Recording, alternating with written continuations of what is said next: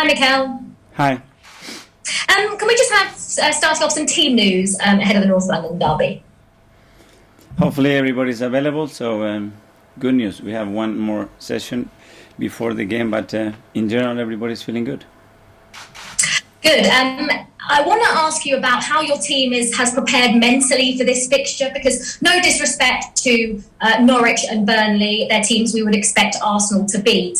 This is an entirely different prospect now, isn't it, in North London derby? Well, it's the most special game of the season at home, that's for sure. It's a London derby, and emotionally it's a different one to play, and we know how much it means for our supporters as well. Well, talking of supporters, Mikel, this is going to be the first time that you've been in charge in front of a full Emirates for a North London derby. You've obviously played in games where there's been full at the full Emirates Stadium. How special is that going to be for you? Do you think there's any extra pressure on you? To be fair, I can't wait to have that experience. And even right now, after such a long time without them, when I have experience on derbies, but with our supporters, and I'm saying supporters because I think that's the word to describe the people that are behind our football club. Because what they've done in the last few weeks has been pretty special. I think they only want the best for the club. And it's very different to be just a fan. A fan and a supporter, I think, behaves in different ways, and what we have experienced in the last two games is pretty unique and is related to our history. It's people who respect and wants to promote the values that they've been installed in this football club for many people that has been in charge here, and it's just a privilege to see how they are able to understand, and the intelligence that they've shown, because it comes from the knowledge that they know about our history, they know about what we need to do, what we want to achieve, and they are fully behind the team. And I want to talk about, because us as journalists, we always talk about how form goes out the window for games like this. I wonder what you think about that, because obviously it's good to go into this game with the momentum that you have done. But would you agree? Do you think form comes into this game at all? No, I think there are certain level of confidence when you're in a winning strike that is really positive to face a big match. But after one, the ball is rolling and it's a completely different context. We are playing at home. We're going to have our people right behind us. They're going to create an incredible climate that you have to be able to enjoy, empower, and make the most of it. We know Harry Kane loves scoring in this fixture. Someone who does as well is Alexander Lacazette. He scored in 3 of the last 4 North London derbies. He's of course been an unused substitute in the last 2 Premier League games, but played and scored midweek in the League Cup. What do you make of him coming back into the side, and can we see him starting up front with maybe Aubameyang on the left? Is that something you'd consider? Everybody has a chance. Obviously, we're not going to tell anyone what we're going to do in terms of the lineup, but obviously there are a few positions that we are addressing and try to make the right decision. And I'm just finally going to ask, I know you've been asked about it a lot, Mikel, and I'm so sorry to ask you again, but you've played Aaron Ramsdale the last 2 games in the Premier League. You know, you've said you were going to pick the goalkeepers game by game. Bernd Leno obviously played in the League Cup, so sort of everything's pointing towards Aaron Ramsdale being well done for trying. You will see the lineup on Sunday. As you can understand, I cannot give anything away. But because it's such a big game, I know you're not going to give anything away, but it's the biggest game one of the biggest games of Arsenal's season. So can we then, going forward, whichever goalkeeper does play, that would be your number 1? It's one more game, a really important game, but we are in September, so still 8 or 9 months to go in the competition. Okay, perfect. Thank you, Mikel. Good luck. We'll come to Carve from Sky in the Room. Mikel, you were just very complimentary about the Arsenal supporters. Obviously, this game means so much to Arsenal supporters. How much does it mean to the players? Are they aware of what is at stake when Arsenal play Spurs? They do, and I will make sure that they understand what it means, the history between the two clubs, and what is this rivalry coming from, and what it means emotionally to all of our supporters. And you have to play that game with a slightly different skin, because there is a little bit more in stake. Spurs come into this game on the back of two big defeats in the league. Is there ever a good time to be playing Spurs in a North London derby? As I mentioned, when the ball is rolling, I think we all forget where we are. We're just trying to compete to win that football match. It won't be any difference from them, and the both teams are going to try to win regardless, because they have the necessity. We have the necessity. We want to pick up the points. We know what it means for us, this game. So I'm sure they will going to try our best. Obviously, Harry Kane is a player who's got an incredible scoring record in this fixture. He appears to be playing a little bit deeper in the past few months. Does that make it slightly easier for you when you're facing him, or is he dangerous wherever he's on the pitch? I think he's played in that role for a while right now. I think you look at the numbers and the assists that he's able to create, and the goals that he's scoring is always on the top of the table. So I don't think that changes a lot. And obviously you've got a fully fit squad. Granit Xhaka is available again. Do you think him and Thomas Partey are both 100% ready to start this game if they're called upon?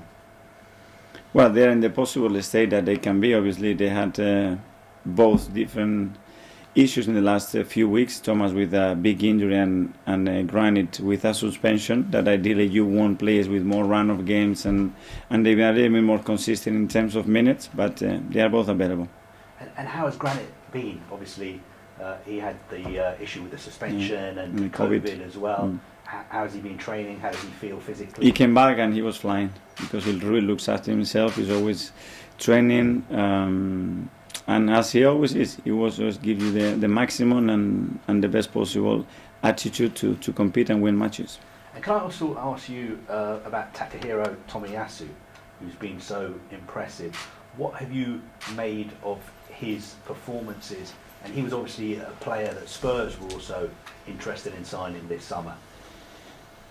Well, I'm impressed more than the performance as well, the way he has settled and then the way he has gained everybody's appreciation, the way he is. And then, he had no time to prepare against Norwich, and then a proper Premier League traditional game against Burnley with, I think he was exceptional, and he had to go through some difficult moments because they really test you, and I think he did that with pride and the way he is, always fully committed and focused.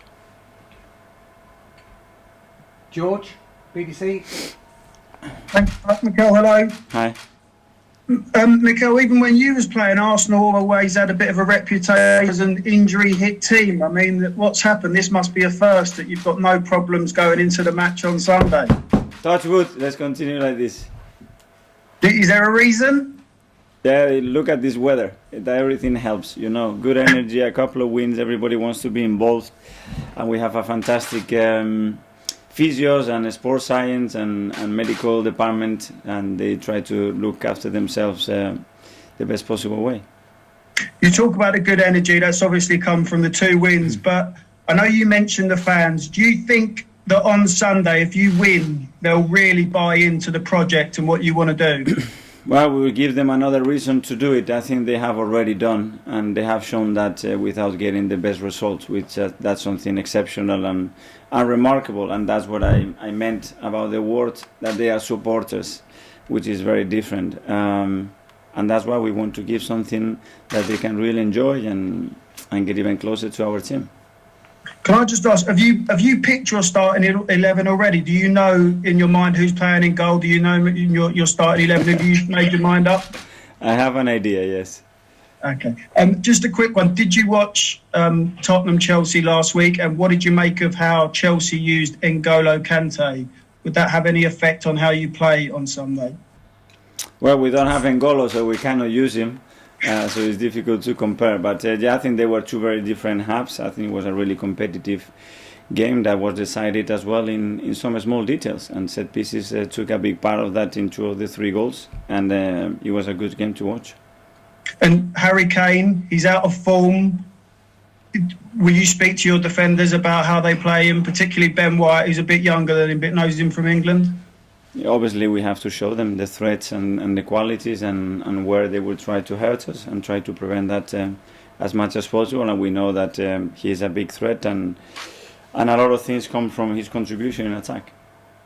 Brilliant. Thanks very much. Good luck. Thank you. Ian, TalkSport. Hi, Mikel. How are you? Good. 2 weeks is a long time. You sat in front of me 2 weeks ago. I was asking you questions, and you lost 3 games in a row, hadn't scored a goal, and everyone was saying Arsenal were in crisis. And yet, 3 wins, including the cup win later, and suddenly you might even be favourites to win this game on Sunday. But that's the beauty of this sport, that changes one way or the other very, very quickly. So you have to be able to see things with perspective, don't lose the focus, and try to adapt and get the best out of you every single game, because the dynamics can change really quickly before you know it. So we are in a good place to face Spurs on Sunday, but that's only it. After, we have to show on the pitch what we can do. So how do you keep yourself, well, you told me how you get yourself, but how do you keep your players from getting 2 up when they've won 3 in a row and 2 down when they've lost 3 in a row and everybody's saying that they're hopeless? Telling them the truth and looking at the reality and trying to change the things that we can and improve, and as well showing the things that we do really well, and try to find an understanding why sometimes performance don't follow results, or they do, and if that's the case, then it's a bigger change that is needed. We're only early in the season, but normally a North London derby, one or both of Tottenham or Arsenal will be kind of in the top 6. Does it show how far both clubs have to go, the fact that this isn't a game which will affect top 4, top 6 of the table at the moment? It can do, or how far this league is gone. Comparing to 3, 4 or 5 years ago, this is a different planet now. This Premier League is never been as strong as this. Is the strongest league in the world in history, in my opinion, because of the quality of the teams, the quality and the evolvement of the organization, how the league has developed, and the quality of the coaches, managers that are in the league, the players that are joining this league. It's never been that strong. How much stronger than when you played in it? And how would you play in this league? Much stronger, yeah, and I wouldn't be able to play at this level. So much stronger. Wow, you wouldn't be able to play at this level. That's amazing. Can I just ask you one last thing? Talking about safe standing coming back into football, and to be fair, that the atmospheres in the ground will be amazing if that happens. Also, they're looking into possibly fans being able to drink in their seats. I know they do in other countries around the world. What are your views on both standing and also maybe fans being allowed alcohol back in the stadiums? I think any regulation that creates an atmosphere in the stadium that is safe for everybody can be encouraged. So we have authorities and we have processes that they have to determine that much better than us, because obviously we don't see a lot of things that are happening in the background. So if it's safe and encourages to enjoy the atmosphere in a different way, and they all agree with it, I think that can be discussed. Good luck this weekend. Thank you. Nick from Haiti. Can you keep it tight, Nick? We're running out of time. Yeah, will do. Just a quick couple of questions about Auba, if I may. For the last time he played Tottenham at home, he was dropped, wasn't he, just before the game because of that lateness issue. Is that all behind him now, and how's he been since then? Well, that was just an incident that I had to make a decision, and I did on the day.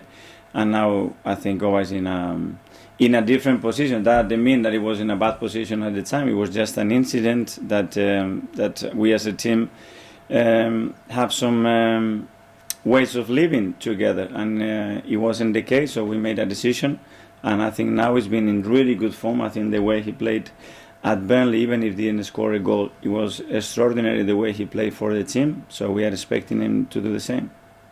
I was going to ask about his scoring. Is it a concern? Because last season overall, and even this season so far, he's not getting quite the numbers in front of goal, is he?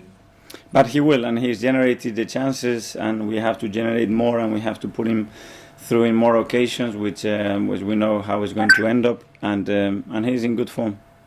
Is this the sort of big game that he should thrive in, that you look to him to get goals and hopefully sort of launch the season for him? You need a special moment, and details a lot of time decide this type of fixtures, and big players, they do normally. So when they step in and they are able to do that for the team, normally the outcome becomes really positive.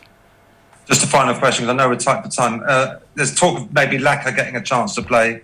I'm just worried about his future. If he does not sign this contract, he's free to talk to new clubs in January. Will you have to sell him if he doesn't sign a new deal? We discussed that internally. We discussed that with him. It's a long season ahead of us. Anything can happen. Everything is open. He just needs to focus on performing and contribute to the team like he always does. He's a phenomenal character. He's somebody that is always pushing, and it has a real interest to help the team, and that is not going to change. And after, we will see what happens. Thanks. Best of luck Sunday. Thank Cheers. you. Thanks, Nick. Okay, that's the end of the live